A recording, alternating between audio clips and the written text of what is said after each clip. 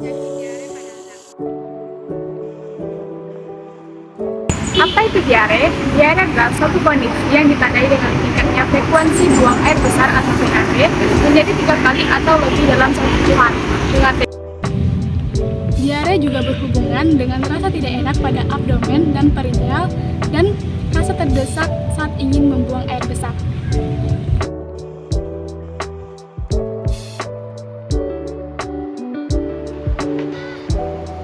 Diare pada anak termasuk kondisi yang umum terjadi. Sebagian besar diare pada anak disebabkan oleh infeksi virus, tetapi bisa juga karena infeksi bakteri atau parasit. Selain karena infeksi, diare pada anak juga bisa disebabkan oleh alergi, keracunan makanan, penyakit khusus, gangguan penyerapan makanan seperti intoleransi laktos, dan efek samping dari obat.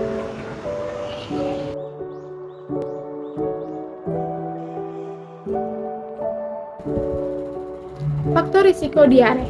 Setidaknya ada beberapa faktor yang bisa meningkatkan risiko seseorang mengalami kondisi ini, seperti jarang mencuci tangan setelah ke toilet, penyimpanan dan persiapan makanan yang tidak bersih, jarang membersihkan dapur dan toilet, sumber air yang tidak bersih, makan makanan sisa yang sudah dingin, dan tidak mencuci tangan dengan sabun.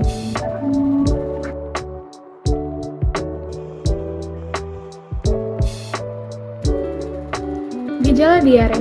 Beberapa gejala diare yang biasanya terjadi adalah feses lembek dan cair, nyeri dan kram perut, mual dan muntah, nyeri kepala, kehilangan nafsu makan, dan haus terus-menerus. Dehidrasi juga merupakan gejala yang paling umum yang menyertai diare pada anak-anak. Kondisi tersebut memiliki ciri-ciri berupa jarang buang air kecil, mulut kering, serta menangis tanpa mengeluarkan air mata. Pada kasus yang berat, anak dapat terlihat cenderung mengantuk, tidak responsif, mata cekung, serta kulit perut yang dicubit tidak kembali dengan cepat.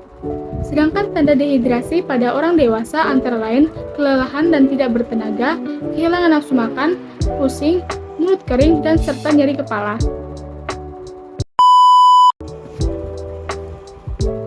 Diagnosis diare.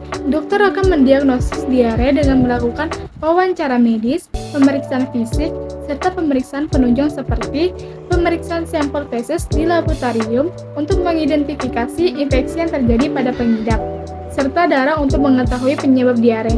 Pemeriksaan tambahan seperti sigmoidoskopi dan kolonoskopi jika terjadi dugaan penyakit yang lebih serius.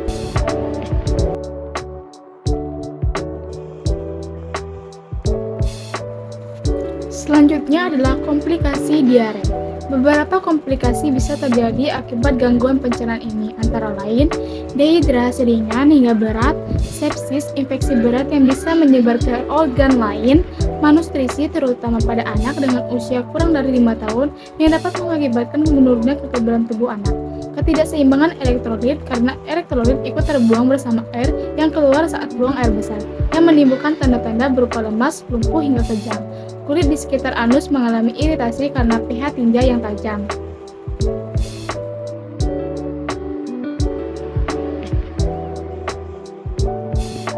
Nah, bagaimana cara pengobatan diare? Pada kebanyakan kasus, diare yang bersifat ringan bisa kamu atasi sendiri di rumah dan mengonsumsi obat antarsida tanpa resep. Jangan lupa untuk juga mengonsumsi banyak cairan untuk menggantikan cairan tubuh yang hilang. Namun, untuk kasus kronis yang berlangsung lama, dokter bisa memberikan pengobatan berdasarkan penyebabnya. Berikut beberapa pengobatan diare. Yang pertama, antibiotik. Dokter akan meresepkan obat ini bila gangguan pencernaan tersebut terjadi akibat infeksi bakteri.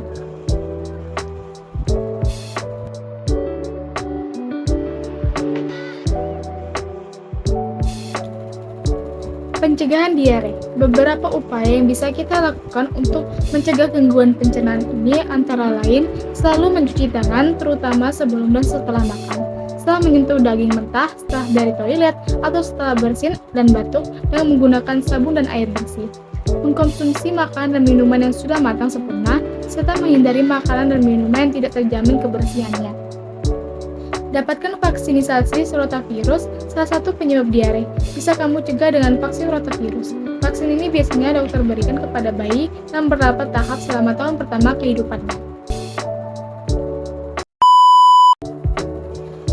Mungkin itu saja yang dapat saya sampaikan mengenai pembahasan penyakit diare pada anak. Bila ada kesalahan pengucapan kata ataupun kalimat, saya mohon maaf. Sekian, terima kasih.